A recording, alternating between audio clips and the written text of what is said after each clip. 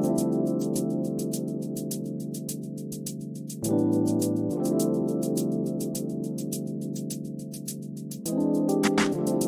to The Conversation, a podcast about technology, instructional design, and learning sciences. I want to thank both Brandon Dove and Christina Lineker for contributing to the intro and outro for this episode. It's good to have you two working together on this, so thank you again. This week our topic is the brain and what happens to the brain when it learns. We have two guests for this episode, Tanja, who was the guest last week, so it's good to have you again, and Xingyue, who is an international student at Adelphi. Xingyue, can you tell us a little bit about yourself?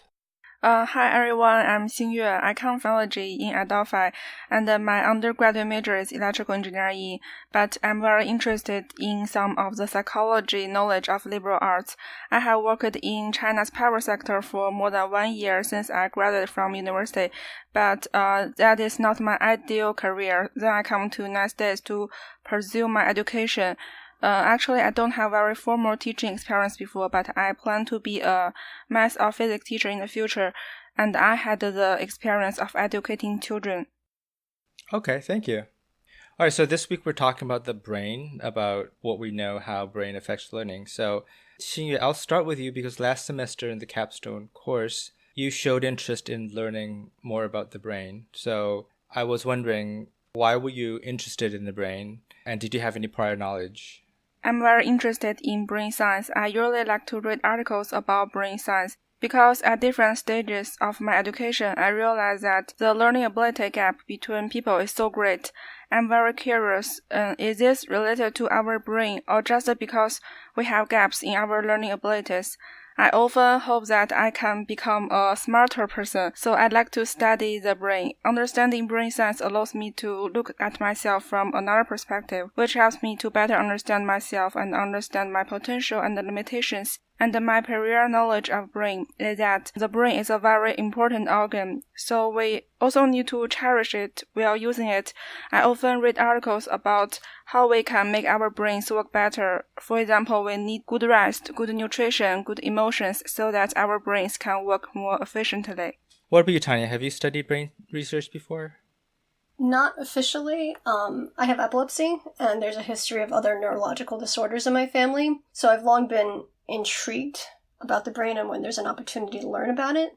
I like to keep abreast of new findings, but I haven't been keeping up so much recently, unfortunately. I don't think this was last semester's students' favorite reading because it's kind of dense and complex. And I was wondering, how did you feel about it when you read it?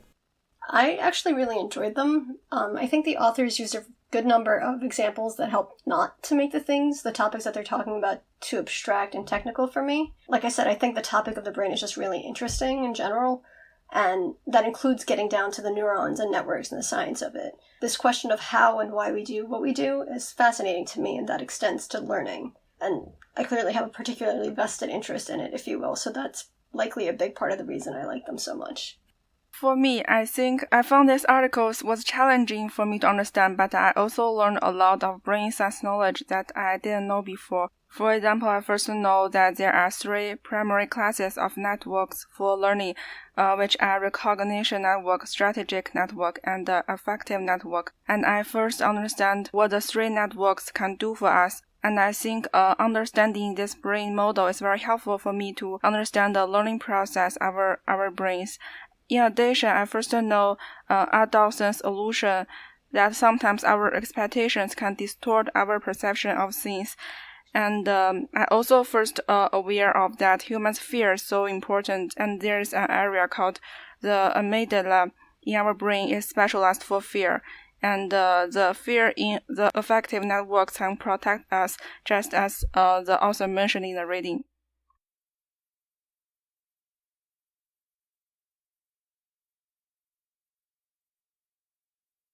So my question is, what knowledge about brain science is something you didn't know before? I thought of the brain as a large network, like one individual one, rather than thousands of them. And to that point, I had no idea that affective, recognition, and strategy ones existed, let alone that they were significant for learning. Though I obviously knew that the art of communication, the act of communication, is different for hearing and deaf people. I wondered what that actually meant neurologically.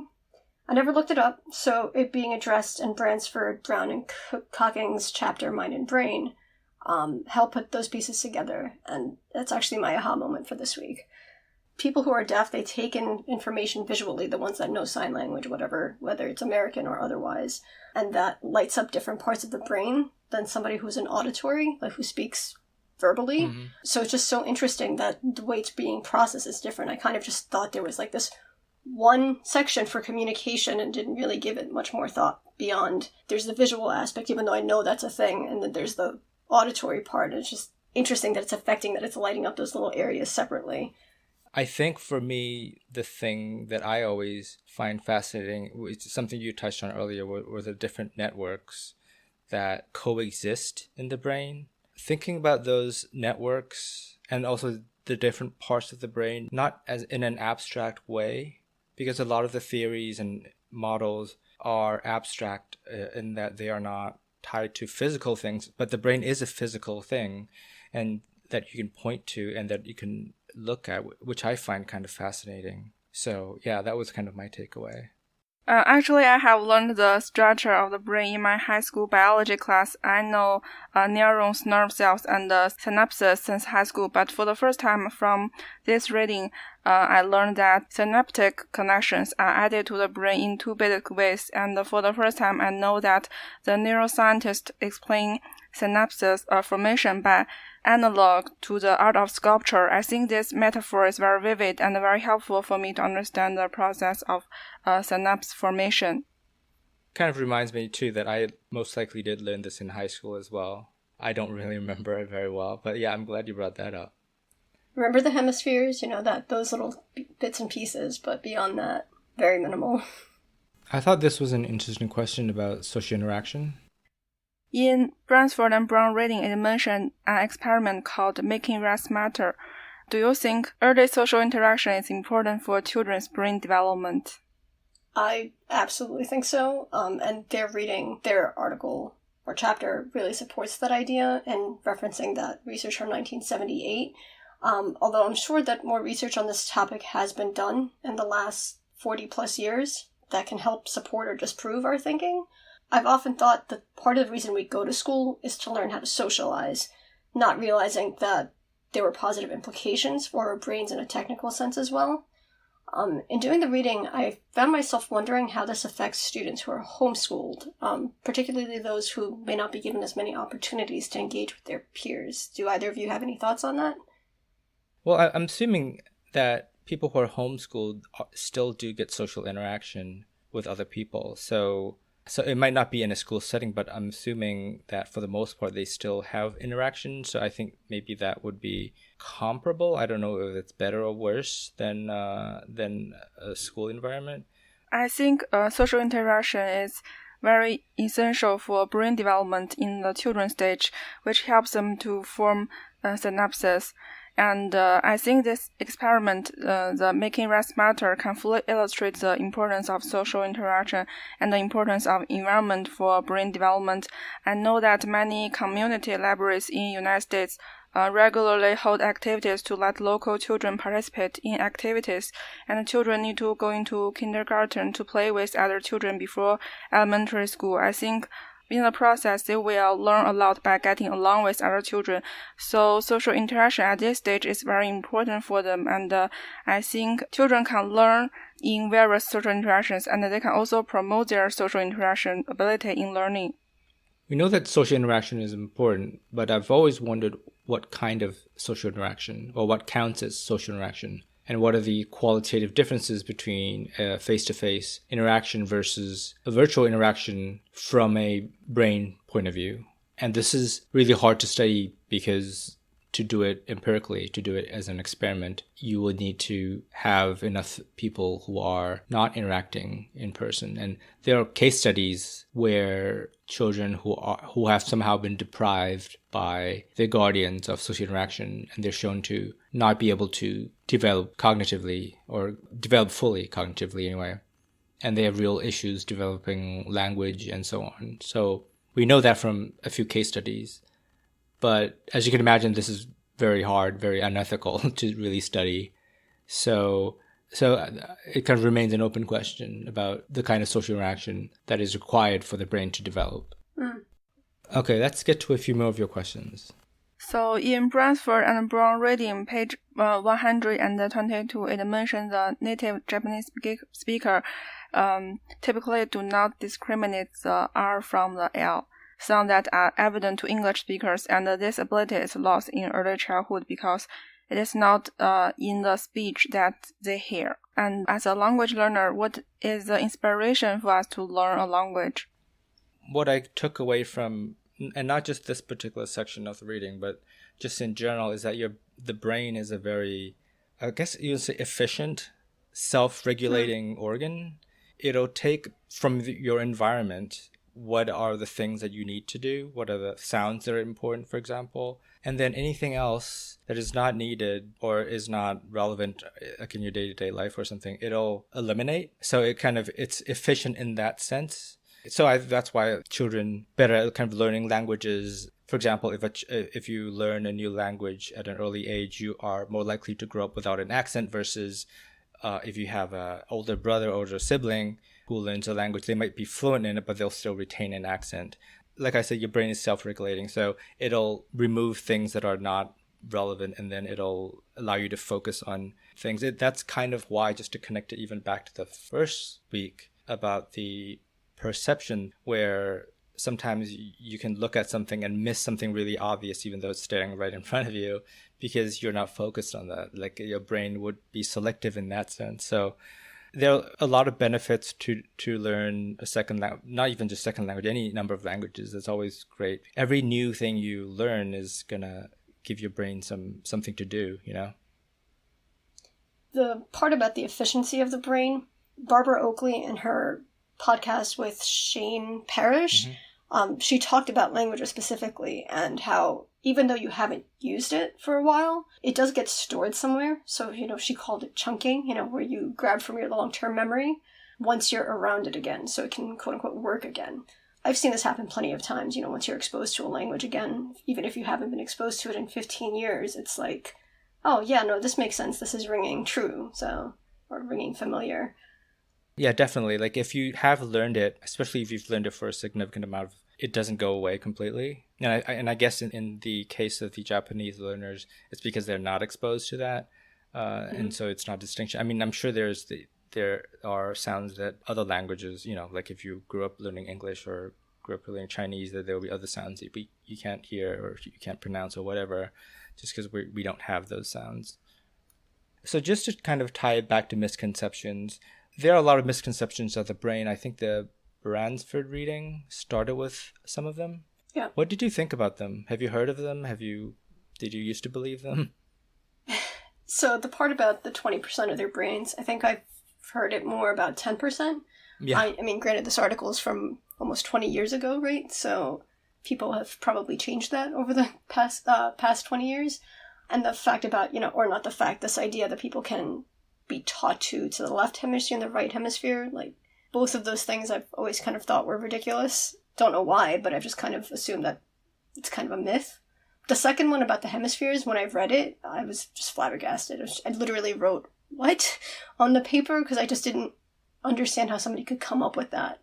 The cast reading, I think they touched on something where people have this misconception that because somebody's brain doesn't function in a normal way, I use normal in quotations, it doesn't mean that they're broken. And I think there's been many, many, many years of people thinking that because it's different, it's broken. But they said it's not a disability, but a variability. And I think that really struck me. Yeah, I believe, I don't know if it was in the reading, but I believe people can lose a significant amount of their brain, like through an accident or something, and the other part of your brain will adapt. And that's not a myth. I believe that's true. No, I think that's true. I think they talked about people who suffered a stroke or who have part of their brain removed in mind and brain. So they were saying how it's not permanent, it's just changed the way your mind processes it. I've actually seen this happen. I used to work in physical therapy for a brief period of time and worked with stroke patients. And you see this progression of somebody who's just not able to do what they were able to, and then this persistent practice with them help them be able to what they call in the reading functionally reorganized. And that was just so satisfying and really cool to see firsthand. And for me, I know that human beings have many misconceptions about brain. And for example, the left and right brain theory I studied last semester. And just as Tanja mentioned, the utilization rate of human brain is just 10% is also a misconception. And I think the reason that people always misunderstand about the brain is that the human brain is the most complex, most advanced, and the most miraculous organ in the world. Until the 21st century, we still can't really understand our brain because real brain science knowledge are difficult for people to understand. Just like this week's reading, it takes us a lot of effort to understand, but the pseudoscientific knowledge about the brain can be summed up in 1 or 2 simple sentences, and this pseudoscientific knowledge just summarizing very complex knowledge into 1 sentence. Such as people's brain utilization rate is only 10%. Although these conclusions are wrong, but for the public, these pseudosciences are much better understood than real brain science. Therefore, people only remember this misunderstood pseudoscientific knowledge, and the much more complex knowledge about the real brain science has been forgotten by the public, and I think this is why humans have so many misconceptions about the brain.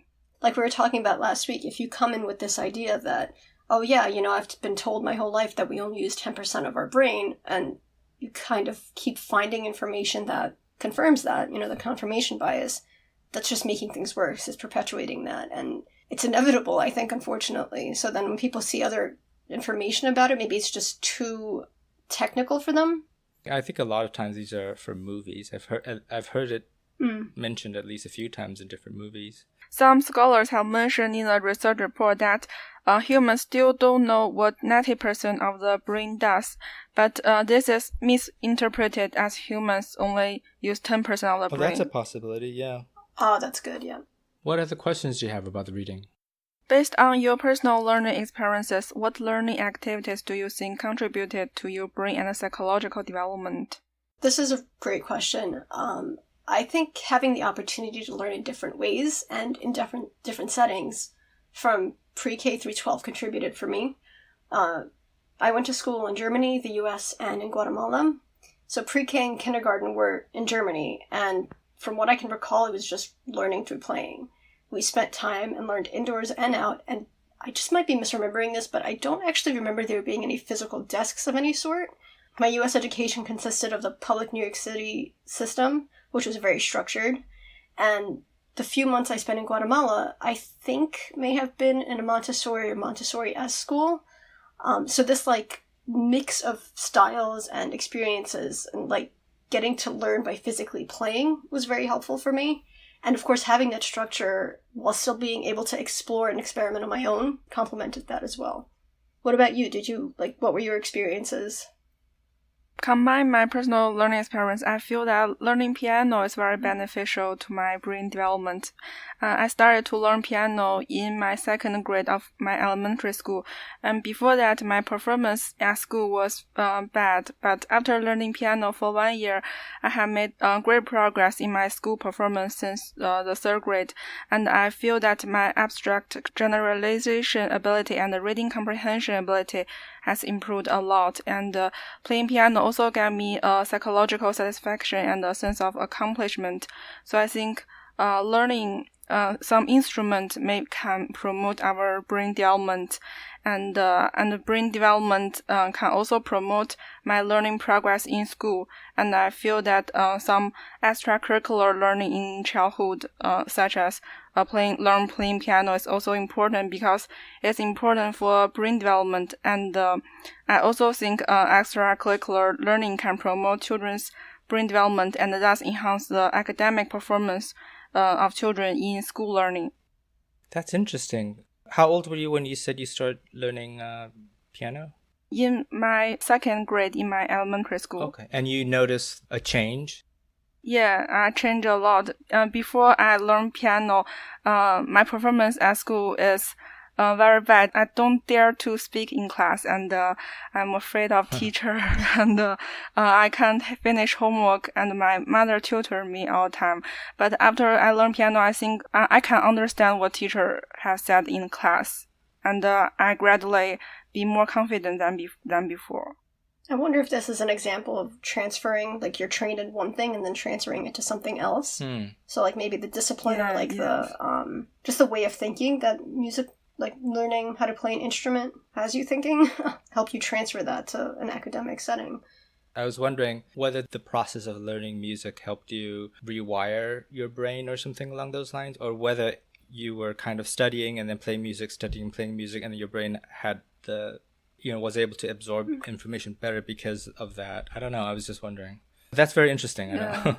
I had to play music or do art in school, so I chose music. And I mean, I guess I don't recognize there being any kind of correlation like that. I think that's really interesting. But I'm sure there's a reason that they make us do music or art in school. Yeah, I mean, I know that a while back that there was a period where people thought that if you played classical music to your kids, that they will benefit, like sometimes even before the baby is born. And as far as I know, that's been debunked. But I think listening would certainly be different from actually practicing and playing. I learned the piano as well. I wish I can say I had such a positive experience. My piano learning was a little bit more traumatic, but I don't want to turn this into a therapy session. So, so instead, let's talk about something else. Let's talk about perception. You had a question about that, right? Have you ever realized that your expectations has distorted your perception of things?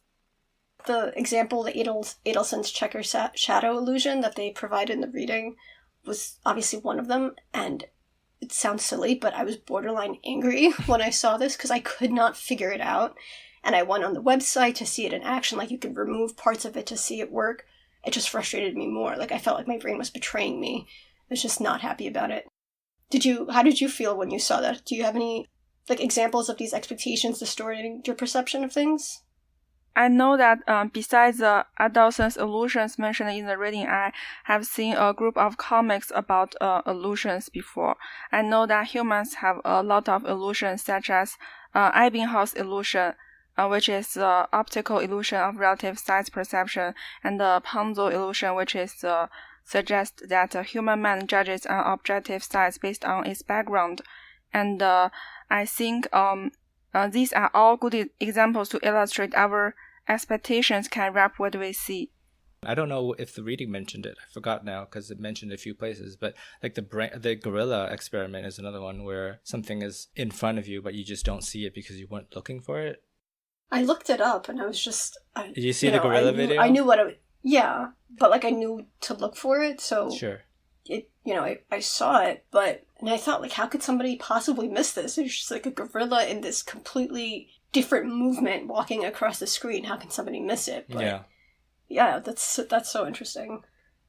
When I see that picture, the image, I think of terminology that way in cognitive psychology that describes this phenomenon called confirmation bias. Confirmation bias means that when people have made a decision or have a rough decision, when providing them an opportunity to collect relevant information, people will tend to collect information that supports their own decisions rather than information that conflicts with their existing decisions. So by the same token, I think some preconceived impressions often affect our later judgments, just as when we see that image. For example, when we hate something or hate some person, no matter what that person does or what the truth of the matter is, we will become picky. And even if that person is very friendly or we distorted the truth, we sometimes doubt that person's motives, and whatever we believe, then we tend to believe in the clues that confirm our ideas, and this will make us more confident in our judgments. That was a very dark example. That's a great point. Yeah, it is, but it's true. It is true, I guess. Yeah. It just kind of turned really dark all of a sudden. Another thing I take away from the reading is how sometimes it feels like we don't have a lot of control. Like we don't control what we see, what we think. Mm-hmm. Like who are we? Like you get kind of, kind of like wondering about like free will and all that stuff. Like how much control do we really have in our day-to-day life? No, we're just going to take an existentialist route. Absolutely. Do you think it's important for educators to know about how the brain works? Being able to recognize the differences in styles and to design your lessons in ways that will help your students, like all your students, learn well. That's why it's important. I like the reference they made to Albert Einstein and how he could have benefited from his teachers being aware of, quote-unquote, his differences across his recognition networks, because they would have been able to shape instruction that would support this area of weakness and capitalize on his spatial genius on page 71. I think that hits the nail on the head. The authors actively make a point of reminding us several times that these recognition networks don't work separate, like in a silo away from the other networks, so it helps sum it up pretty well. I can see how someone might think that this is the same thing as catering to a learning style, though, but I would argue that it's more about being aware of the differences and working with them rather than focusing on one specific thing without regard for anything else, because, you've been told that you can only learn by seeing, and we'll just hyper-focus on that. I also agree with that it's important for educators to understand. I think if educators can understand how the brain works when the learners are learning, then they will better know how to effectively improve the learner's learning ability and the memory ability. Then their teaching effect will be better. Because the rapid development of human society, the great changes, and the accumulation of massive knowledge make everyone must continue to learn, to make decisions, to think, to innovate, and create, which require us to improve the efficiency of learning. But the physical structure of our brain restricts our progress of learning, so I believe that educators can improve their teaching and the learners can improve their learning method after they understand how the brain works when we are learning. Then it allows students to learn more efficiently, and educators can improve the efficiency of teaching. Generally speaking, I think education is about enhancing learning, and the neuroscience of brain is about understanding the mental process involved in learning. This common ground suggests a future in which educational practice can be transformed by brain science, just as medical practice was transformed by science about a century ago. What were some thoughts that either of you have about when you read about the three networks that was mentioned in the cast reading? I noticed the importance of fear in our affective network. I mean, I remember where they talked about anxiety. And I think even Brandon, he said something about anxiety. I remember what I said to him. I don't remember what he said. I hope maybe I'll cut this out. Something about how anxiety can impact your learning, which is the affective network. Which I think that's what the fear part is kind of referring to, and how that could impact learning. Jonathan and Jennifer, also from last semester's podcast, talked about this. The fact about being cognizant of the fact that students come in, you don't know what they're coming in with, be it what's going on at home or be it their insecurities, So that part of it, that being triggered, is very spot on, I think, with the fear in the amygdala that you were mentioning. Well, it's on page 60. There's a comic with a snake, the fight or flight. And just as the reading mentioned in page 60, that we all had moments of being afraid when we wish we were more courageous, but fear is vitally important to our survival and even to our success. Fear can let us learn to protect us, and the brain's amygdala is specialized for fear. And Tanja have a question about that. When nature versus nurture, so the formation of my fears includes both factors, the nature factor and the nature factor. My brain contains a part of amygdala, which stands for nature, but it also includes a nurture factor that I learned to know what to fear. So I think both nature and nurture are important for my fear formation since my childhood. That's a good way of connecting the nature-nurture thing, because when you talk about nature, you're talking about the brain itself, the way it's evolved, and the fact that by nature, there are things that we've evolved to be afraid of. And the nurture part would be the environment, like the extent to which you're in an environment where there are threats. Is that kind of what you mean? Yes. Yeah. Tanja, what do you think about the nature-nurture? So the reason I brought that up is because from the readings, I got this impression that they were saying this debate between nature and nurture and its effect on the brain doesn't really exist based on the findings. Because the brain can change so much, I don't know, maybe I misinterpreted it in thinking that they were so, set on the idea that, nope, it's nurture only, it's what you're experiencing that's shaping you. I'm not sure I agree with that entirely, so maybe when it comes to learning, yes. I can understand that, but if you're looking at it from the brain as a whole, I think it's definitely a mix of both. You're talking about the cast reading, right? It was actually in the Mind and Brain. I found Mind and it. Brain. Okay. It was on the second page where they say, they are talking about instruction and learning. They say greater understanding of the nature of this interactive process renders moot such questions as how much depends on genes and how much on environment. So that I interpreted that as nature versus nurture and its effect on the brain. And they go on to specifically talk about, the neurons and whatnot. I feel like my interpretation of this, and I could be wrong, but just looking at it again now, I feel like my interpretation of it is they're not saying it's all nurture. Is that kind of what your disagreement is? Yeah, I thought they were saying it's all nurture. Like, look how much the brain can change. It's not set. I kind of felt like they were saying that this dichotomy is moot, not that it's all nurture. I wonder how I'd feel about it now if I looked at this through those lenses. In page 126, Bransford and Brown reading mentioned that one of the simplest rules is that practice increases learning. So what do you think practice means for learning? So does practice necessarily mean repetition? I was wondering about that. For example, practice English, practice skills. For example, when I'm playing video games, I practice my skills when playing it. Yeah, no, and same here. But is that because we're repeating things? Like, I can imagine practice for learning when you think of something like music, but it gets trickier when you're doing something like what we're doing, where you read and watch certain things and then reflect and talk about them. What are we practicing there? Are we practicing the retrieval of the information, or are we repeating what we've learned? Like, I was having a hard time connecting this, even when I was doing the reading, not specifically for the question. Barbara Oakley mentioned this in the podcast, where she even brought up the example of Chinese students practicing, I believe, math. And I think the idea of drill and practice exercises used to be something that was done in schools and then kind of considered wholly repetitive and not really helpful. But our new understanding of the brain seems to have also changed that idea. Our understanding of the brain and how it's wired shows that practice and repetition has actually positive effects in the way the brains are wired and how it improves learning. I'm not arguing, I'm not disputing that there isn't, like, that repetition is unnecessary. It absolutely is. Mm-hmm.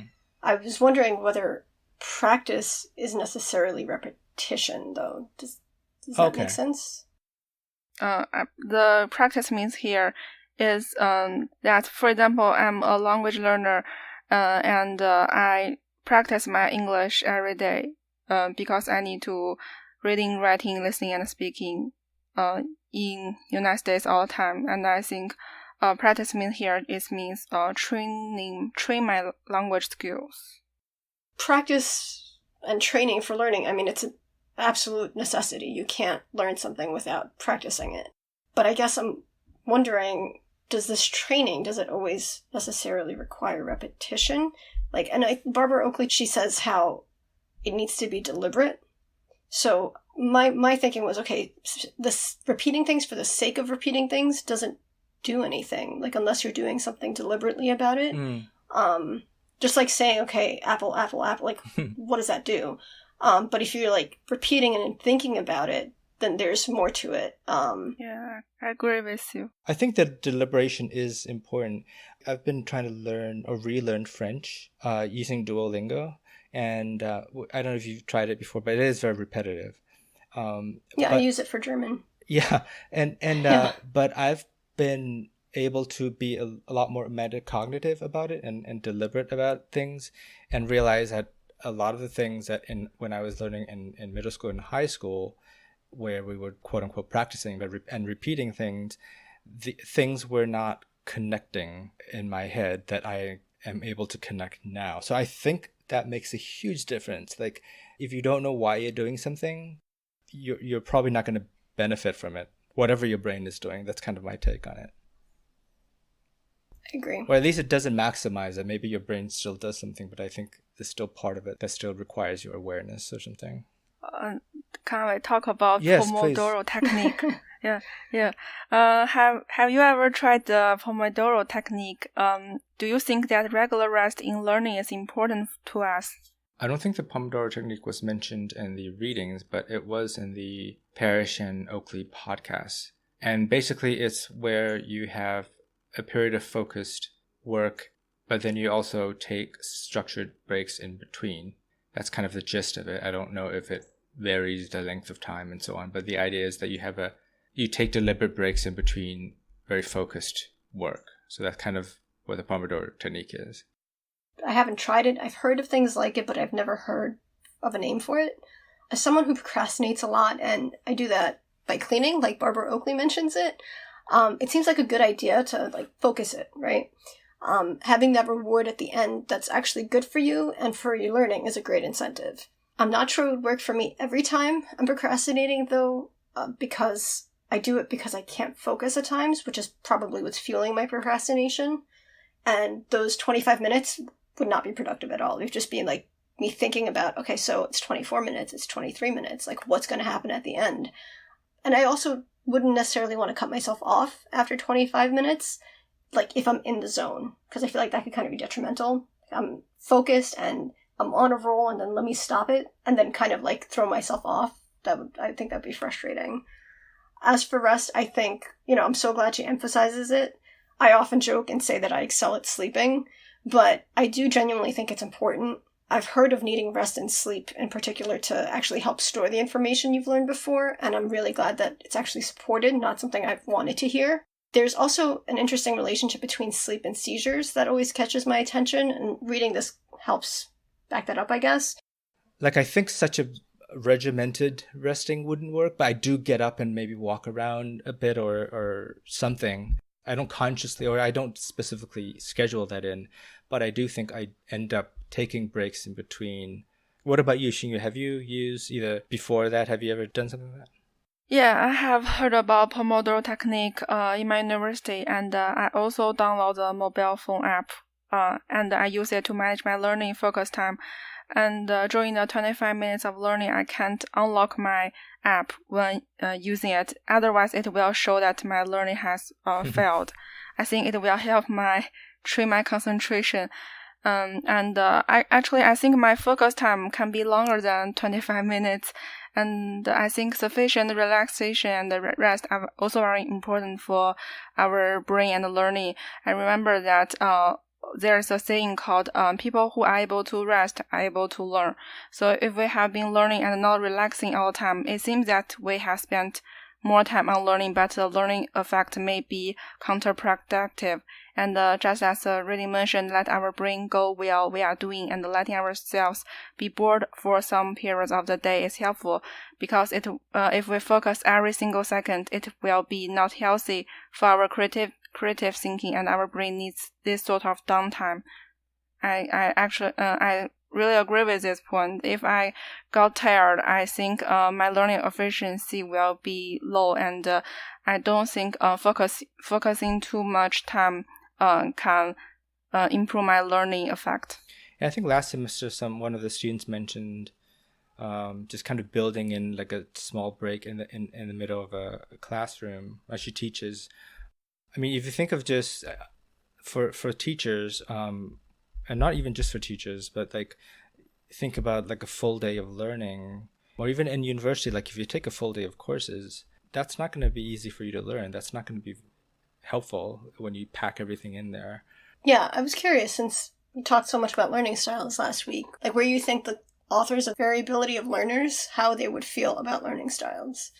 I think the author of this article should be against the learning style theory. Although the author points out that the brain structure of each of us is so different, he does not say that we should learn in different ways. On the contrary, the author mentioned the well-known HAPS theory on page 53, that people act or think in a way that makes pathways among those neurons are formed, and those connections get stronger and more efficient as the thoughts or actions are repeated. And when people stop practicing certain thoughts or actions, the brain eventually prunes the connecting cells that form the pathways. I think, in my understanding, the author mentioned that means that the author encouraged learners to use different styles and practices to learn rather than being limited to one style. In addition, the author also mentioned in page 58 that our brains are purposeful, goal-driven networks that have evolved to bias our perceptions and actions in ways that make them very much more subjective than objective. I think that since the author knows that our brain is selective and subjective, then the author should be aware that our brains will also have a preference learning style when we learn. Although objectively speaking, this may not be necessarily our most effective learning method. So in my understanding, I think the author should be aware of the potential harm of learning style theory and oppose this theory. I tried to see if learning styles came up in their index to see if it's referenced anywhere, and it's not. So maybe that's a sign. And I think going off of what Xingyue said or asked about the language learning, when I talk about learning style theory, I'm talking about the idea that it's like a visual learner can only take in information visually kind of thing. Like that theory, I would think that given that the brain is self-regulating, like if you only expose yourself to visual things and then ignore auditory things, I would think that other parts of your brain that you're ignoring will be somewhat detrimental to it. And in fact, it's actually, you do need that rich environment. Like far from depriving yourself from other things, you should actually keep exposing your brain to, new information, different kinds, different representations of information than it is to just say, I'm only going to interpret things in one way. No, I agree. And I think the readings from last week as well, and Barbara Oakley in her podcast, she's adamantly against the learning style, yes. And how dangerous it is. And it's like, okay, of course this makes sense to us now. Unfortunately, I have to give this disclaimer because when we get to the Understanding by Design reading by Wiggins and Mateague, which is a great book and they're wonderful, every now and then they would just mention learning styles. In passing, they never expand on it. They just kind of drop it in there, and that's just really annoying for me. So when you get to that reading, if you see it, that would be why. Well, they might be looking at it from the perspective of not like maybe from the perspective of it being a misnomer, not actually this one learning style that this is what you're being focused on, but like maybe they think, oh yeah, you could have 3 different types of learning styles, which is how I think most of us interpreted it. Yeah. Maybe I wonder if that's there. I mean, they mention it in passing. They just kind of say your lessons or instructional design should be flexible, which is that's true, and they kind of drop in learning styles in there, which is problematic. So but anyway, was there anything in the podcast that you wanted to talk about?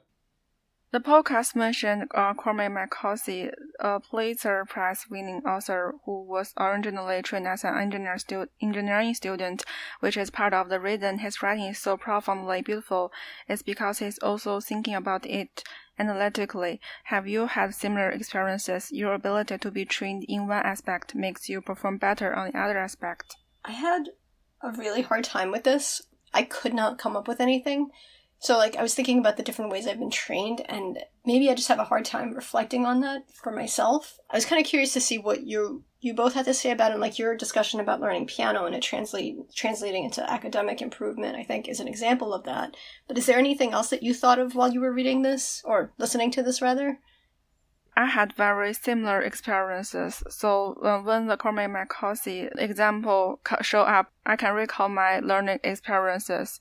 I think my ability to be trained in one aspect makes me perform better than others on the other aspect. Because in bachelor, I was engineering student. Although I'm not going to continue my work in engineering industry in the future, I feel that studying engineering has trained me a lot of logical thinking skills. And I feel that in my daily life, I become more planning and organized than before after my college. I think my method to solve problems become more organized. I also become more patient, more careful, and rigorous. So I think these abilities and the characteristics that I don't have before my university, but after my university, I can benefit. These skills can benefit me for a lifetime, and I can do better when I do all kinds of practical work. So I think this example of Cormac McCarthy resonated with me. I've only read one book by Cormac McCarthy, The Road, which is really depressing. The book, I mean. But I was thinking, sometimes I think that this says more about the way that our academic disciplines are siloed in these departments that make it seem like there is a huge difference between engineering and writing. We are put in these silos when we start school, for the most part, unless you went to a very different kind of school. Like for the most part, these subjects are very siloed, and there's some attempts now to weave in art and all that, which I think would be good. My undergrad was in business. Actually, originally it was in architecture, but then I decided that was not a good idea for me because I was horrible at drawing. But then I went to business school, and then I studied like teaching of English, and then got into video games. And Matt Karinga, his college degree was in English as well, literature. And then he, did programming. I think it's always great if you are able to have experienced two very different fields. I'm nodding. I realize you can't see me. Okay. Tanja, you had a question about twin studies and the brain, right? It was to the nature versus nurture. It kind of tied in with that, so... I consolidated some information about the structure of the brain for this question. I learned that different human brain cortical shapes are different, and the surface of the human brain is not smooth, but is covered with sulcus that allows the cerebral cortex to be much larger in the surface area than a smooth brain, and can accommodate more neurons. But like a human fingerprint, no two person has the same form of the sulcus. And even for the twins, the form of the sulcus is only similar and different from each other. Since the cerebral cortex is divided into many functional areas, and the different sulcus forms means that the distance between functional areas varies from person to person. So the time it takes for a signal to travel between these functional areas is also different. So for a particular person, if the distance between the two functional areas is shorter than the average distance, then for that person, the intelligence associated with the two functional areas may be higher. However, the distance between the other two functional areas may be longer than the average distance, and then the intelligence associated with these functional areas may be poor. So this may partly explain why different people have different talents, and some are talented in mathematics and some have musical talent, but they may be worse than others in other aspects. So I think the sulcus form of the twins' brain are different, which leads to their differences. And the difference in brain sulcus structure makes us so different. So they're only identical up to a certain point. You mean the brain-wise? Yeah, like if you're looking at them, sure, they might seem... Yeah. I don't know, just to me it seemed like, okay, so if they look so much alike, maybe there's this possibility that their brains are also wired the same way. But if you start changing as soon as you're born, then it makes sense. It makes sense that they wouldn't be exactly the same. It would be interesting to see if there are studies out there that compare twins who grew up together and live in more or less the same environment versus twins who were separated at birth, and compare those. I feel like similar studies have been done, although it might not be from a neuroscience point of view. It might be more psychological, sociological, but it would be interesting to see if they're out there. Well, if you find anything out, and I will do the same. If I find anything, I will share it. I think that wraps up our podcast. Thank you both again for contributing and being part of this episode. I hope you have a great weekend. Thank you. Bye. Okay. Thank you.